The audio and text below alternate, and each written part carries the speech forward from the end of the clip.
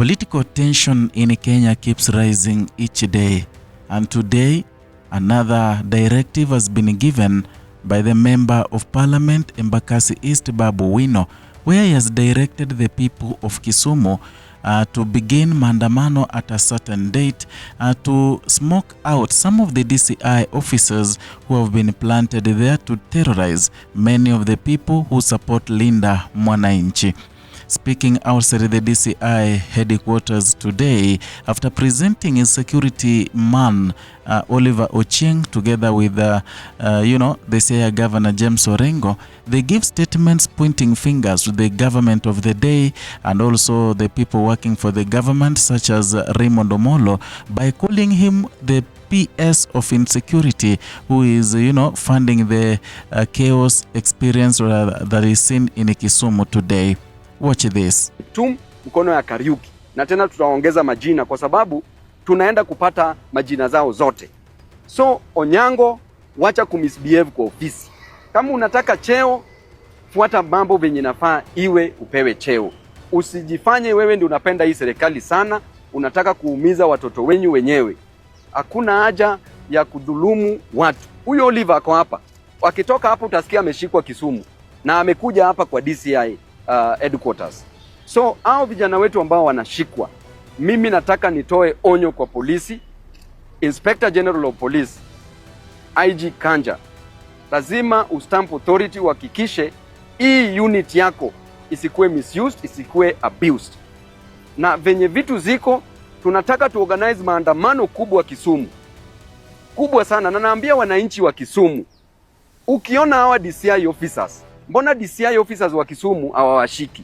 Treat these people as criminals. Issues have come as a result of the rally that happened in Kisumu, the Linda Mwananchi rally, which was much anticipated. According to him, the government, or rather Ruto's men, never thought that rally would happen, and that is why they had planted a lot of goons in Kisumu to try and disrupt that rally. However, the huge crowd did not, give them a chance. They smoked them out and the rally continued as it was supposed to be. And it sent a big statement to the government of the day. And that is the reason why they have now changed the strategy from using goons to prevent such rallies to now, arresting some of the people who are allied to the people of Linda Mwananchi. One of the casualties is this Oliver Ochieng, one person who works with the Babu Owino and serves as his security, or rather part of his security team. So he was arrested recently, and now today they wanted to record a statement. However, he was not, held back.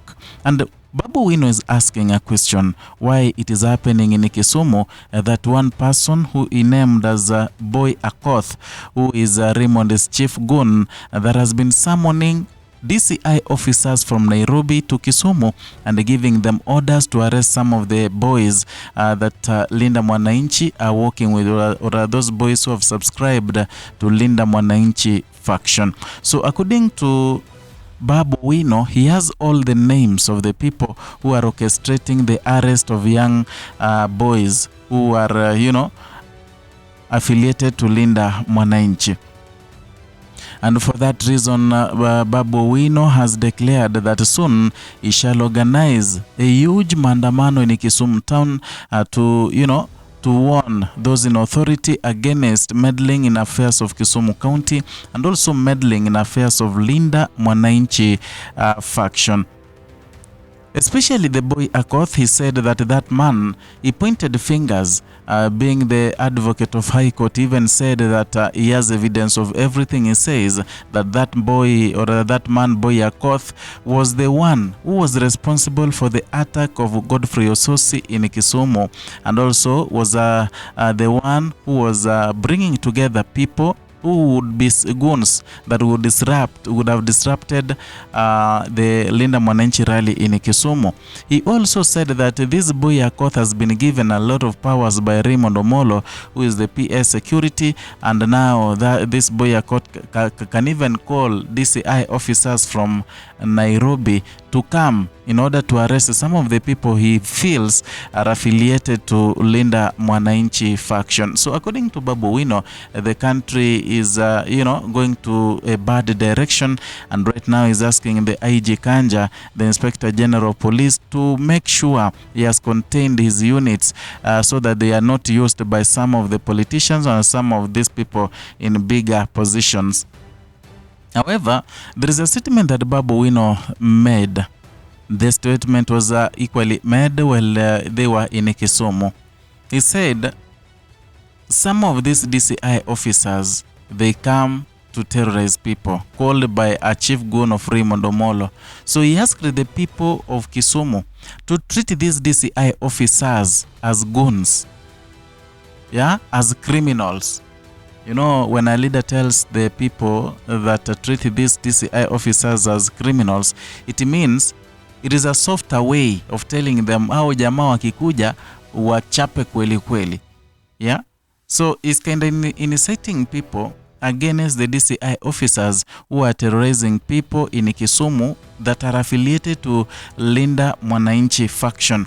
So it is a statement that he made that was so heavy, some statement that had so much weight, while asking Kenyans and residents of Kisumu to fight back against the police officers who are assaulting and humiliating some of the boys that he walks around with. And I don't know how this happens, because Luo Nyanza has never experienced such before. In as much as it has been in opposition for a long time, it has never experienced such, that they are divided in a manner that a few individuals want to send police officers to threaten other groups, people who are subscribed to their ideas. That is according to Babu Owino. Orengo equally said, stood and said much about the William Ruto's government, equally pointing a finger to the rally that happened in Kisumu. And I've been telling you here day and night, each day I make content, I tell you that Kisumu rally was meant to send a message. It was meant to send a statement. And deluded leaders in Kisumu, the likes of Tom Ojienda, the likes of Samuel Atandi, they never thought that meeting would happen, because they had planted enough people as goons and who could disrupt that function. However, the people that Sifuna's camp pulled, the people Babu Owino pulled in Kisumu, the people were so many, the crowds were so huge, so there is no goon who could dare try to disrupt the meeting, because angekiona sana, angepigwa sana.